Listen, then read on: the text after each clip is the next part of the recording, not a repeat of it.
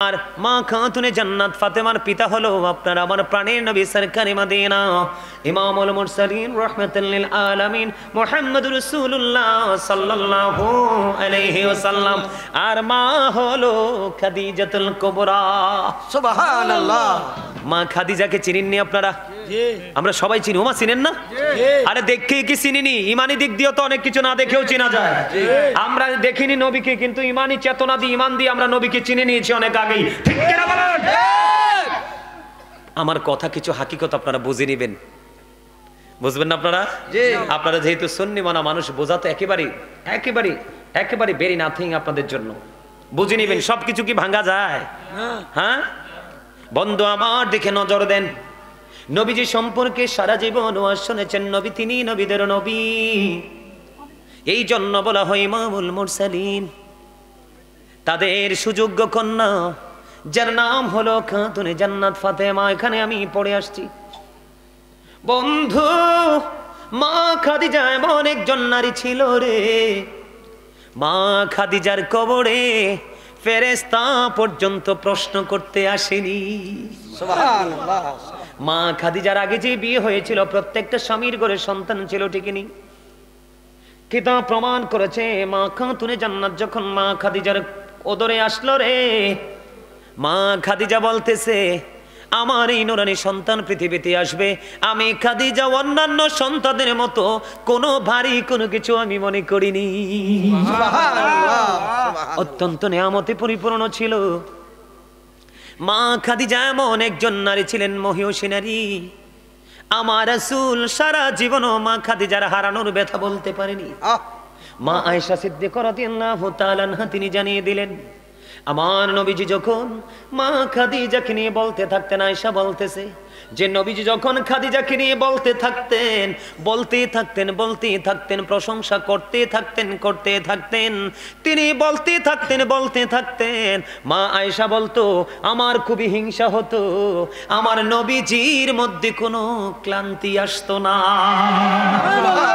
বন্ধু, মা খাদিজাকে হারিয়ে আমার নবীজির জীবনে সবচেয়ে বড় একটা শক্ত তিনি সঙ্গী হারিয়েছেন, যিনি সুখে দুঃখে নবীজির সঙ্গী ছিলেন, এমনকি জীবনের সকল দৌলত নবীজির কদমে বিলিয়ে দিয়েছিলেন, শত্রুদের থেকে বন্ধু পর্যন্ত।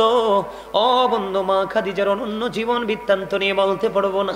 একদিন জিব্রাইল আসতেছেন আমার নবীজির কাছে, এই দিক দিয়ে খাদিজাও আসতেছেন। বন্ধু, হজে গেলে উঠেননি পাহাড়ের চূড়ায়? কথা কয় না? মাজায় ধরে যায় না, জিরাইয়াও ওঠা যায় না, কিন্তু প্রতিদিন মা খাদিজা কেমন করে বন্ধু যাইতো। কেমন ছিল রে? জিব্রাইল আসতেছেন নবীজির কাছে খোঁজে নেবেন। জিব্রাইল এসে নবীজির দরবারে হাজির হয়ে গেলেন। এখনো খাদিজা আমার নবীজির কাছে এসে পৌঁছায়নি। পাহাড়ের নাম কি? কথা কয় না? জাবালে নূর। কথা বলেন না কেন? পাহাড়টা উঁচু রে, ওই পাহাড়ে এখনকার অসুস্থ মানুষ যাইয়া উঠতে পারে না। বন্ধু, জিব্রাইল এসে ডেকে বলে, ইয়া রাসূলুল্লাহ, খাদিজা আপনার কাছে আসতেছে গো নবী। আল্লাহ রাব্বুল আলামিন খাদিজাকে সালাম দিয়েছে, আমি জিব্রাইল খাদিজাকে সালাম দিয়ে দিলাম, আপনি খাদিজার কাছে সালামটা পৌঁছে দিয়ে। সুবহানাল্লাহ। সুবহানাল্লাহ। এটা মা খাতুনে জান্নাত ফাতেমার কলেজার টুকরা মা, গর্ভধারিণী। ও বন্ধু, পাওয়ার আছে তাইলে সন্তানটা কেমন হবে? মা খাতুনে জান্নাত ফাতেমার সম্পর্কে, আহলে বাইত সম্পর্কে রাসূল আল্লাহ কোরআনে বলেছেন, কুল্লা আসআলুকুম আলাইহি আজরান ইল্লা মাওয়াদ্দাতা ফিল কুরবা। আল্লাহু আকবার। আল্লাহ রাব্বুল আলামিন আল্লাহর হাবিবকে বলতেছে, হাবিব আপনি বলে দেন। কাকে বলে দিবে? আমাদের কি? কাকে? হাবিব আপনি জানিয়ে দেন, আপনি বলে দেন, আমি যে তোমাদের কাছে রিসালাতের বাণী পৌঁছে দিয়েছি। কি? আমি তোমাদের কাছে রিসালাত পৌঁছে দিয়েছি, তোমাদের কাছে সৎ পথ প্রদর্শন করেছি, উপদেশ দিয়েছি। এর বিনিময় আমি তোমাদের কাছে কিছুই চাই না রে, আমি চাই শুধু আমার আহলে বাইতের ভালোবাসা। সুবহানাল্লাহ। কথা বুঝেন নাই আপনারা? জি। তুমি কথা বললো না, কি কয় ওরা? কি বলে? মহিলা প্রজেক্টরে যায় না, লাইনটা থেকে যায় মহিলা বাজার। লাইনটা মনে হয় হয়তো কোথাও কোনো কিছু হয়েছে। তুমি একটু খেয়াল রেখো, হ্যাঁ, আমার মা বোনেরাও আলোচনা শুনতে হবে, কারণ তাদের মধ্যে হিসাবে বেশি জাহান্নামী। রাসূল যখন মেরাজে গেলেন, জাহান্নামের দিকে তাকাইয়া দেখলেন শুধু ধনী ধনী লোক আর মহিলা বেশি। আরে নাউজুবিল্লাহ কন্যা, নাউজুবিল্লাহ। আর জান্নাতের দিকে তাকাইয়া দেখলেন শুধু গরিব মানুষ আর পুরুষ মানুষ বেশি। সুবহানাল্লাহ। এই জন্য আমার মা বোনদের আলোচনা শোনা দরকার আছে না? আরে জোরে বলেন না। বন্ধুরে আমার হৃদয় খুলে শোনো, প্রতিদিন আমি আসবো না, প্রতিদিন এমন মাহফিলও করা হবে না। মাহফিল করতে অনেক কষ্ট হয়, অনেক চিন্তা ভাবনা, অনেক কিছু করা লাগে। তাহলে মা খাদিজার দাম কম না বেশি? বেশি। ওই খাদিজার সুযোগ্য সন্তান মা খাতুনে জান্নাত ফাতেমা। আল্লাহ বলতেছে, হাবিব আপনি আপনার উম্মত গুলোকে জানিয়ে দেন, আপনি যে তাদের কাছে রিসালাতের বাণী নিয়ে গেছেন, সৎ উপদেশ নিয়ে গেছেন, সত্য পথ প্রদর্শন করিয়েছেন, আপনি তাদেরকে বলে দেন আমি এর বিনিময়ে, রাসূল বলতেছেন, আমি যে তোমাদের কাছে সত্য নিয়ে এসেছি, আমাদের কাছে নবী সত্য আনছে কিনা? জি। নেয়ামত আনছে কিনা? আনছে। কথা বলেন না কেন? আনছে। বন্ধু, এই জন্য আল্লাহ রাসূল, আল্লাহ রাব্বুল আলামিন বলে দিয়েছেন, আপনি জানিয়ে দেন আপনি যেত নেয়ামত তাদের জন্য নিয়ে গেলেন, এর বিনিময়ে আমি কিছুই চাই না রে, আমি চাই শুধু আমার পরিবারের ভালোবাসা। আল্লাহু আকবার। তার মানে নবীজি কষ্ট করেছে কিনা? জি। কথা কয় না? করছে। আহারে কষ্ট, মা খাদিজা চলে গেল। বন্ধু, মা খাতুনে জান্নাত ফাতেমা, মা খাদিজা যখন চলে গেলেন বন্ধু, মা ফাতেমা টেনশনে পড়ে গেল, চারিদিকে শত্রু রে, চারিদিকে আমার বাবার শত্রু, সুযোগ পাইলেই ধ্বংস করে দিবে। ও বন্ধু, আমার গায়ের পশম গুলো দাঁড়িয়ে গেছে রে। কেমন প্রেম ছিল বন্ধু, তাদের আদর্শটা কেমন ছিল, আজকে আমাদের মা বোনদের আদর্শটা কেমন?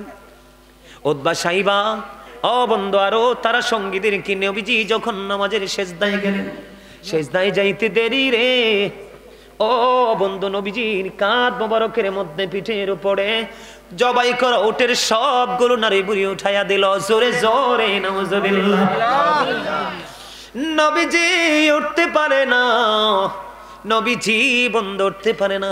ফাতেমার কাছে খবর চলে গেল, ফাতেমা রে, কোথায় রে ফাতেমা? উতবা সাইবা, তোমার বাবার অবস্থা খারাপ করে ফেলেছে।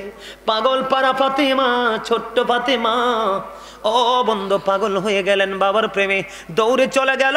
আইসা দেখে বন্ধু বাবার পিঠের মধ্যে বন্ধু ওই জবাইকৃত উটের নারী বুড়োগুলো তুলে দেওয়া হলো। কান্না থামাতে পারে না ফাতেমা, কলিজা ছিঁড়ে বন্ধ, কলিজা ফেটে কান্না আসছে, আর একটু একটু করে ময়লাগুলো সরিয়ে দিল, বাবাকে সেজদা থেকে মাথা ওঠানোর জন্য সহযোগিতা বন্ধ করে দিল। বন্ধুরে আমার, ফাতেমার জীবনে নিয়ে পুরো আলোচনা করতে পারবো না, এটা আহলে বাইতের অন্যতম একজন সদস্য, যাকে বলেছেন নবী উম্মে হাবিবা। ও বন্ধু, আমার নবী বলেছে, আমি যে তোমাদের কাছে এত নিয়ামত দিলাম, সত্য রাস্তাটা দেখিয়ে দিলাম, অপরাধ থেকে বেঁচে থেকে জান্নাতি হওয়ার জন্য সকল নিয়ামত দেখিয়ে দিলাম, এর বিনিময়ে আমি কিছুই চাই না রে, আমি চাই শুধু আমার পরিবারের ভালোবাসা। নবীর পরিবারের মধ্যে মা ফাতেমা, হযরতে আলী, ইমাম হাসান হুসাইন রাদিয়াল্লাহু তাআলা আনহু, আমরা তাদেরকে ভালোবাসবো কি বাসবো না? তাদের সে সম্মান করবো কি করবো না? বন্ধু আমার দিকে তাকান, ডান বাম একটু তাকাবেন না, ডান বাম তাকানোর দরকার নাই, যেহেতু লোকাল গ্রাম, আশেপাশ দিয়ে বাচ্চা আসবে, জনে জন আসবে, সাউন্ড দিবে, আপনারা তাকাবেন না, আমার দিকে তাকান। আল্লাহ রাসূল বলতেছেন, আমি মা বোনদেরকে বিশেষ করে মিন করে বলছি, মা গো, ও সিমরাইনের আমার মা বোনেরা, সবাই হৃদয় কুলে শোনো গো, আমার নবী বলেছেন ফাতেমা তু সাইয়্যিদাতু নিসাই আহলিল জান্নাহ, আমার নবীজি বলেছেন mother Fatema is the leader of females in জান্নাহ, আমার নবীজি বলেছেন ও সিমরাইলের আমার মা বোনেরা, গোটা পৃথিবীর আমার মা বোনদেরকে বলবো, মা ফাতেমাকে তোমরা ফলো করো, কারণ আমার নবীজি জানিয়ে দিলেন মা বোনদের জান্নাতি লিডারিনী সরদারিনী হবে ওই রাসূলের আহলে বাইতের অন্যতম সদস্য মা ফাতেমা। সুবহানাল্লাহ। ফাতেমাকে ভালোবাসতে কে বলেছেন? আল্লাহ আরো জোরে বলেন না আল্লাহ খবরটা আল্লাহ রাসূলকে দিয়ে আমাদের কাছে পৌঁছে দিয়েছেন। আল্লাহ আমরা ভালোবাসবো কিনা, জি সম্মান করব কিনা? করব। মা ফাতেমা এমন মহিষী ছিল রে, বন্ধু একেবারে গরিব, ঠিক কিনা বলেন? কি একেবারে গরিব। মা ফাতেমা যখন বন্ধু রান্না করতেন, কাজ করতেন, যাতা ঘোরাতেন, সব সময় ওনার কলবের মধ্যে থাকতো কন্টিনিউ জিকির।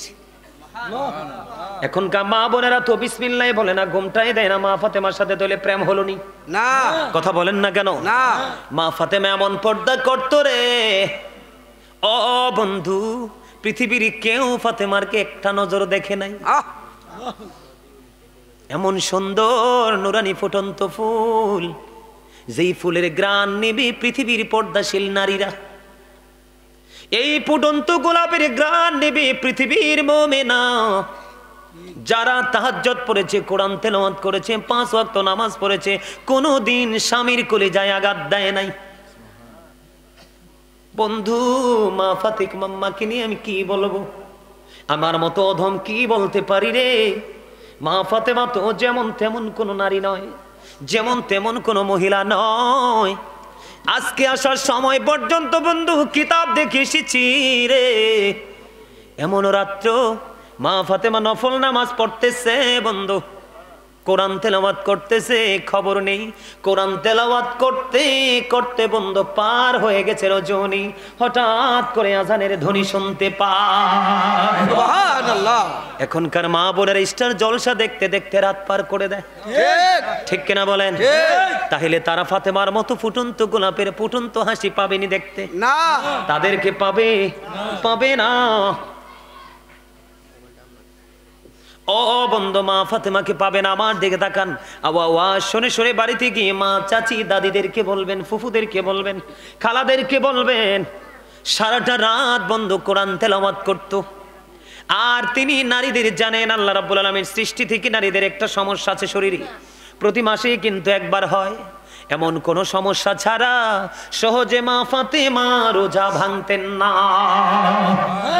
কথা বলেন না কেন? ঠিক প্রায় প্রতিদিন তিনি বন্ধ রোজা রাখতেন, তাহাজ্জুদ পড়তেন, 5 ওয়াক্ত নামাজ পড়তেন।